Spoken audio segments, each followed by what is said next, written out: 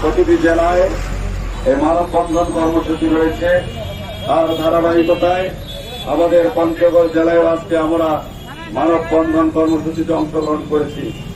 এজন্য শুকরিয়া জ্ঞাপন করছি মহান রব্বে কারিমের দরবারে। সকলে বলছি আলহামদুলিল্লাহ। লক্ষ কোটি দরুদ সালাম বর্ষিত হোক আপনার আমার প্রিয় হাবিবের প্রতি। সকলে বলছি সাল্লাল্লাহু আলাইহি ওয়াসাল্লাম। সম্মানিত উপস্থিতি, আমি বলতে চাই আজকে এই পঞ্চগড় থেকে মাননীয় প্রধান উপদেষ্টাকে বলতে চাই, আপনি দীর্ঘদিন থেকে শুনে আসতেছেন 2008 সালে ইসলামী আন্দোলন বাংলাদেশের আমির পীর সাহেব চরমনাই উনি কিন্তু দাবি করেছেন পিয়ার পদ্ধতিতে নির্বাচন হতে হবে। আমরা কি দেখেছি, যারা দিনে দিনে যুগে যুগে ফ্যাসিস্ট হয়েছে, স্বৈরাচার হয়েছে, তারা কিন্তু এই পিয়ার পদ্ধতির বাস্তবায়ন করেনি।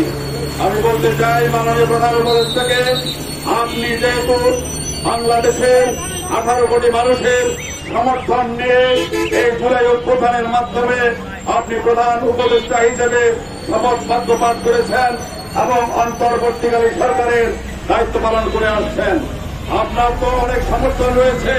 তাহলে আপনি এই যারা জুলাই যোদ্ধা, যে জুলাই যোদ্ধাদের মাধ্যমে যে অভ্যুত্থান হয়েছে, এই অভ্যুত্থানের জুলাই সনদের বাস্তবায়ন করছেন না কেন এবং জুলাই সনদের আইনি ভিত্তি প্রদান করছেন না কেন? আমার বুঝে আসে না। আপনি আসলে পিছনে তার চোখ রাঙ্গানিতে ভয় পেয়ে চুপচাপ বসে আছেন। আমি বলতে চাই পঞ্চগড় থেকে আপনাকে দৃঢ় সংকল্পবদ্ধ হতে হবে, সুষ্ঠু নিরপেক্ষ নির্বাচন দিতে হবে।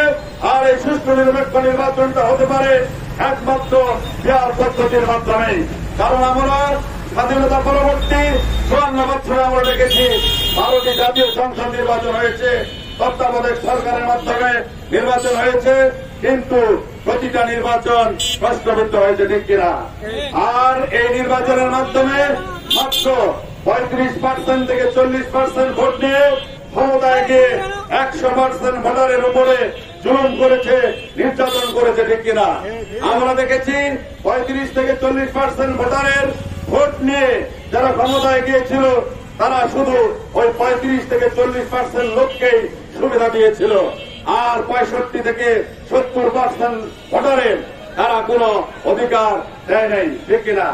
আমরা বলতে চাই চরমনাই পীর সাহেব হুজুরের যে আহ্বান, এই পিয়ার পদ্ধতিতে যদি নির্বাচন হয় তাহলে 100% প্রতিটা ভোটারের প্রতিনিধি বাংলার সংসদে থাকবে এবং প্রতিটা ভোটারের অধিকার তারা ফিরে পাবে।